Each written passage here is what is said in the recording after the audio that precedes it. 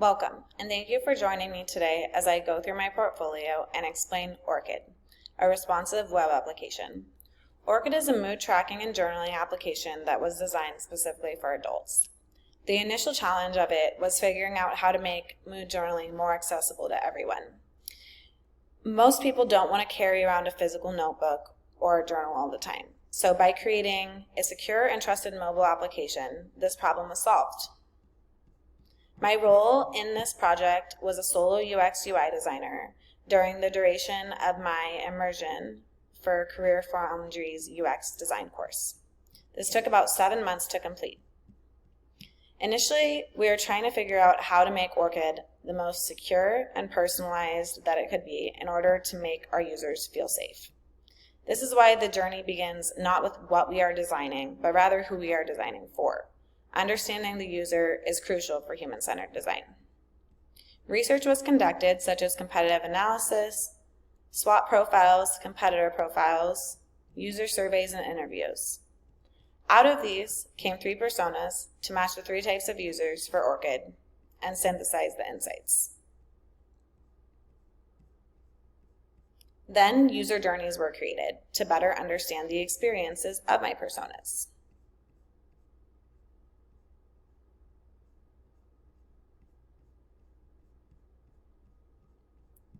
Of course, user flows needed to be created to visualize how my users would actually accomplish these tasks using the Orchid app. Then it was time to get organized. Orchid's information architecture started out like this and ended up like this. As you can see, there's only one difference. The accessibility settings was brought into the regular settings and very condensed so that it didn't confuse users. Then it was time to get out the drawing board and create. All of the data I had really aided in creating these wireframes. I started with paper because that's what I'm most comfortable on, and created 4 important user flows. These then moved to mid-fidelity prototypes that were created on InVision. I decided to create a full prototype using Adobe XD because it is my preferred method to create wireframes and prototypes on. Several screens were added to this iteration. Before doing user testing, I also felt it was necessary to add color so that I could get feedback on this as well. It was crucial to generate the perfect color scheme so that our users would feel at ease while using Orchid. User testing was a game changer.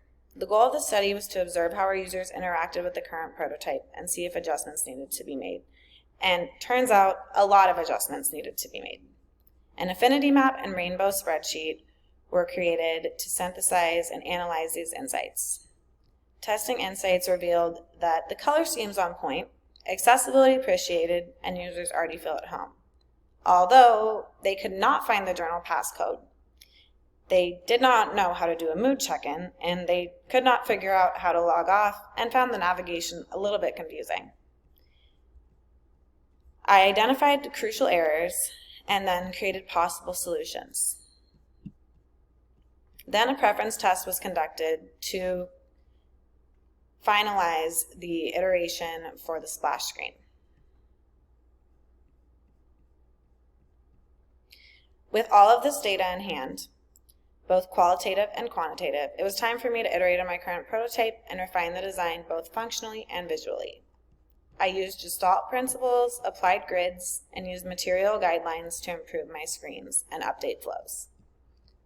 Accessibility features were added, such as the colorblind mode, and titles were added to form fields.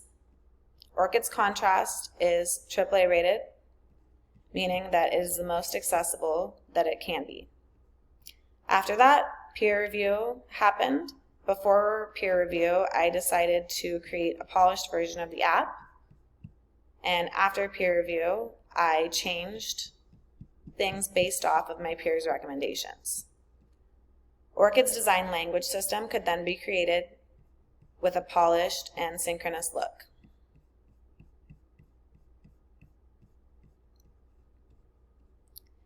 The final screens ended up looking like this, with the onboarding, sign-up, and sign-in flow, mood journaling and mood check-ins, other features, and a preview of the colorblind mode. Thank you for your time. Now I will answer a few questions about giving feedback on design. So, I have given feedback on multiple peers throughout the duration of this course. I have tried to engage on Slack as much as possible to give feedback to my peers when asked, whether it's for something as simple as one screen or a fully fleshed prototype. I have also received a lot of feedback from other peers, my mentor, my tutor, my family members, my friends, and anybody else that I've showed the app to or asked to do a survey or a test. My teammates would describe me professionally as friendly, passionate, and dedicated. I have a strong personality, but when I apply myself, I can get things done, and I really am dedicated to what I'm doing. A difficult project that I overcame in the past was during the color theory unit of design school. I was having trouble coming up with a triptych design to showcase how colors can convey messages. I overcame this challenge by ideating on what colors mean to people and what they represent in the real world. I decided to create a piece that emphasized how broad the color spectrum is. I did this by creating a spiral that went into and then out of itself, including every color in the rainbow. The message of this piece conveyed that just as color is a spectrum, so are many other things in life, such as sexuality and gender. If I were to ask an interviewer a question, I would be most interested to know about the culture of the workplace, what values the company stands for, and the inclusivity of the workplace overall. Thank you for your time. I appreciate you being here with me today, and I hope you have a great rest of your week.